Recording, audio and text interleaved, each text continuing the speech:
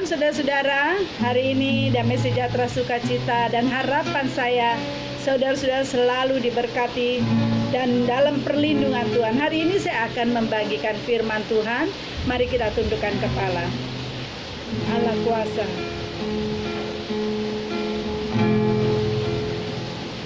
Allah kuasa melakukan segala perkara.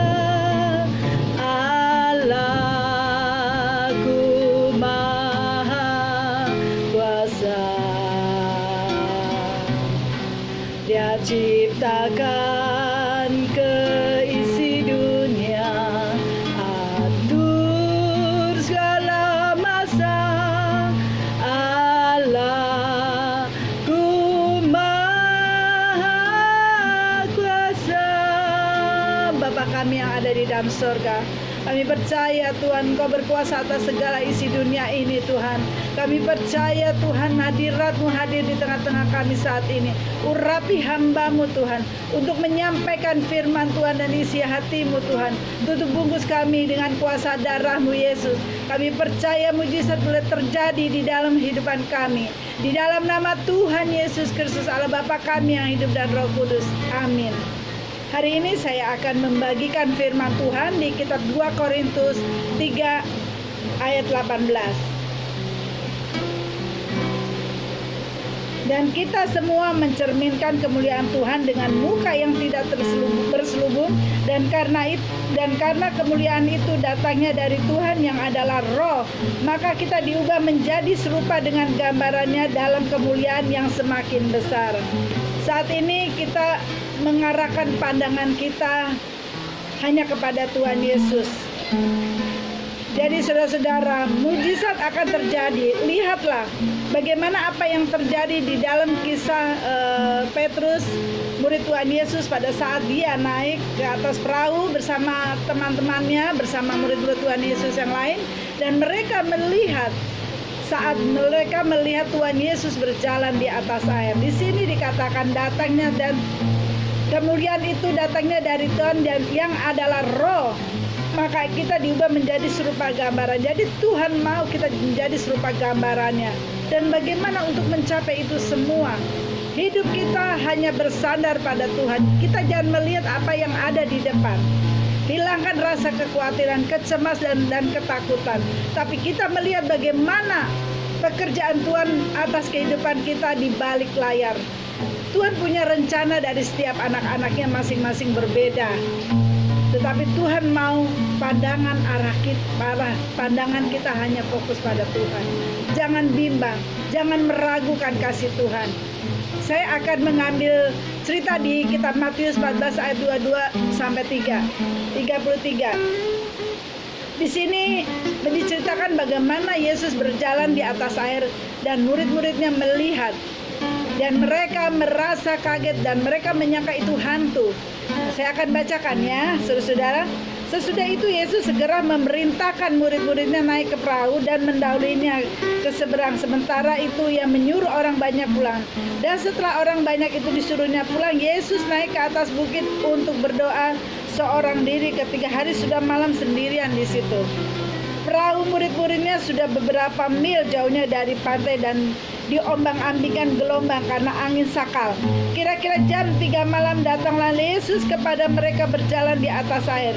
Ketika murid-muridnya melihat dia berjalan di atas air, mereka terkejut dan berseru, "Itu hantu!" Lalu berteriak-teriaklah karena takut. Tetapi segera Yesus berkata kepada mereka, "Tenanglah, aku ini, jangan takut." Lalu Petrus berseru dan menjawab dia, "Tuhan, apabila Engkau itu, suruhlah aku datang kepadamu, berjalanlah di atas air." Kata Yesus, "Datanglah." Maka Petrus turun dari perahu dan berjalan di atas air mendapatkan Yesus. Tetapi ketika dirasanya tiupan angin, takutlah ia dan mulai tenggelam lalu berteriak, "Tuhan, tolong aku." Segera Yesus mengulurkan tangannya, memegang dia dan berkata, "Hai orang-orang yang kurang percaya, mengapa engkau bimbang?" Lalu mereka naik ke perahu dan angin pun reda, dan orang-orang yang ada di perahu menyembah dia, kata, "Sungguh engkaulah anak Allah." Ini di sini ada bercerita juga bagaimana Tuhan Yesus berdoa di tengah malam hari. Saudara-saudara, Dari cerita ini saya melihat Tuhan mengajarkan kita untuk berdoa tengah malam. Bagaimana Tuhan menyendiri di tengah malam di saat jam 3 pagi. Kenapa? Karena saat itulah saat teduh kita bersama Tuhan. Tetapi terkadang kita merasa takut, merasa malas, tidak bisa mematahkan keinginan daging kita. Saudara-saudara, di situ Tuhan mengajarkan kita untuk duduk diam di kaki Tuhan di dalam keheningan malam. Saya pun seringkali seperti itu, dan saya merasakan hal yang luar biasa kalau doa malam. Tapi ya itu, terkadang rasa takut, rasa malas, tapi lihat bagaimana Tuhan mengajarkan kita. Itu yang pertama. Yang kedua, saat dia meyakinkan, saat kita datang berdoa, Tuhan meyakinkan bahwa engkau jangan takut dan cemas. Tapi saat itu Petrus melihat, Petrus bilang, Tuhan, kalau memang itu engkau, suruh saya datang ke sana. Jadi Petrus tidak yakin bahwa orang yang ada di hadapan adalah Tuhan Yesus. Jadi kalau kita berdoa tengah malam, kita percaya bahwa Tuhan ada di hadapan kita. Apapun pergumulan kita, badai sekalipun, Tuhan akan bisa menghalaunya. Demikian seperti Petrus. Saat dia katakan, Tuhan aku mau datang kalau memang itu engkau. Petrus bimbang dan tidak yakin. Lalu Tuhan menyuruh dia datang. Nah, pada saat dia datang, badai datang. Karena dia bimbang, ragu, cemas, dia jatuh. Badai itu mengibaratkan persoalan masalah yang kita hadapi. Kalau kita sudah datang pada Tuhan, kita mempercayakan Tuhan, jangan lagi cemas dan jangan lagi ragu. Jadi di firman Tuhan juga mengatakan, hai engkau orang yang tidak percaya. Di sini Tuhan mengajarkan kita bagaimana saat kita berdoa, saat kita memberikan masalah kita, pergumulan kita pada Tuhan, serahkan pada Tuhan. Janganlah engkau seperti orang yang tidak percaya. Tuhan ada di hadapan. Pada saat kita berdoa, kita merasakan hadirat Tuhan ada di hadapan kita. Saudara-saudara, cerita tentang Petrus ini di Matius 14 ayat 22 sampai 33. Tuhan mengatakan kita harus fokus sama Tuhan. Saat kita datang pada Tuhan, saat hidup kita ada di dalam tangan Tuhan, percayakan. Jadi fokus kita kepada Yesus, kita akan diubahkan menjadi serupa dengan gambarannya. Jadi Tuhan mau kita serupa dengan gambarannya. Tetapi di dalam kehidupan, situasi seperti sekarang ini, banyak orang terjebak dalam situasi yang tidak mengarah, situasi yang tidak menentu, ragu dan bimbang. Sikap apa yang harus kita lakukan untuk tetap berfokus pada Tuhan? Yang pertama adalah jangan putus asa. Saat Tuhan katakan, mari engkau datang. Jadi perkataan Tuhan dengan kata mari adalah itu janji Tuhan yang diberikan pada kita. Jadi Tuhan itu kalau berkata mari engkau datang, jadi dia sudah melepaskan, memberikan janji yang pasti. Jadi jangan lagi kita putus asa ataupun ragu. Itu yang pertama. Bagaimana sikap apa yang harus kita ambil untuk kita berfokus pada Tuhan, yaitu jangan putus asa. Yang kedua, semakin kita mendekatkan diri pada Tuhan. Nah ini, semakin mendekatkan diri kita pada Tuhan, bergaul intim dengan Tuhan. Kalau kita semakin hidup kita dekat pada Tuhan, kita tahu apa yang Tuhan mau atas hidup kita. Jadi yang kedua, semakin mendekatkan diri kita pada Tuhan, yaitu berdoa. Jalin hubungan kita dengan Tuhan, berdoa. Seperti tadi Tuhan contohkan, berdoa tengah malam itu sangat bagus, saudara-saudara. Saya sudah alami, itu luar biasa. Jadi bukan berarti doa pagi siang tidak bagus, tidak. Tapi ada saatnya kita boleh juga berdoa tengah malam, seperti yang Tuhan Yesus ajarkan. Yang ketiga adalah menguatkan iman. Jadi bagaimana supaya iman kita kuat? Yaitu supaya kita fokus pada apa janji Tuhan, iman kita harus kuat. Jangan ragu, jangan bimbang, jangan melihat persoalan kita, jangan melihat pada masalah kita, tapi lihat pada janji Tuhan di hadapan kita. Jangan melihat apa masalah kita di depan, tetapi janji Tuhan di belakang dari masalah kita itu.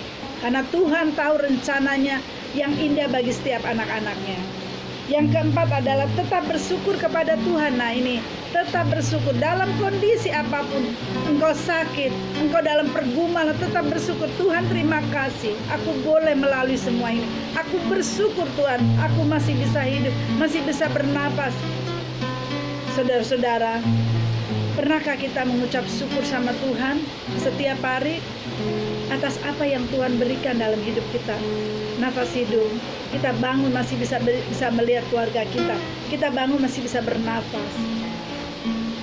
Berikan ucapan syukur dan terima kasih pada Tuhan atas penyertaan yang Tuhan sudah berikan bagi kita. Dan yang terakhir, jangan lupa untuk berdoa setiap hari dan membaca firman Tuhan. Nah, ini semua bertalian dari 1 sampai 5. Jangan lupa selalu berdoa setiap hari.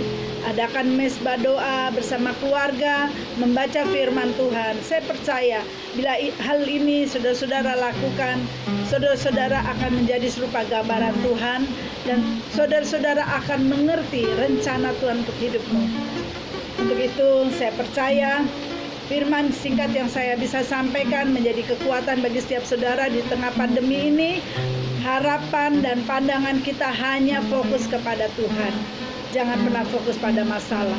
Serahkan semua problem kita pada Tuhan, karena hanya Dia yang mampu menghalau semua tantangan badai dalam kehidupan kita. Mari kita tundukkan kepala. Bapa kami yang ada di dalam surga, ajari kami untuk tetap fokus padamu Tuhan. Ajari kami untuk mengerti segala kehendak-Mu ya Bapa. Kami percaya kasih Tuhan menyertai kehidupan kami bersama keluarga. Lawat bangsa Indonesia dengan luar biasa. Kami percaya Tuhan, Engkau mengasihi bangsa kami, Engkau yang memulihkan bangsa kami. Segala virus corona kami tolak dalam nama Tuhan Yesus. Kami serahkan doa ini ke dalam tangan-Mu Tuhan. Hanya di dalam nama Tuhan Yesus Kristus, Allah Bapa kami yang hidup dan Roh Kudus. Mari angkat tangan dan terimalah berkat dari Tuhan. Tuhan memberkati engkau dan melindungi engkau. Tuhan menyinari engkau dengan wajah-Nya dan memberi engkau kasih karunia. Tuhan menghadapkan wajah-Nya kepadamu dan memberi engkau damai sejahtera. Terimalah berkat dari Allah Bapa, cinta kasih Tuhan Yesus Kristus, penyertaan Roh Kudus dari hari ini sampai selama-lamanya. Di dalam nama Tuhan Yesus Kristus, Allah Bapa kami yang hidup dan Roh Kudus. Mari kita yang percaya katakan amin. Jangan lupa subscribe. Tuhan berkati.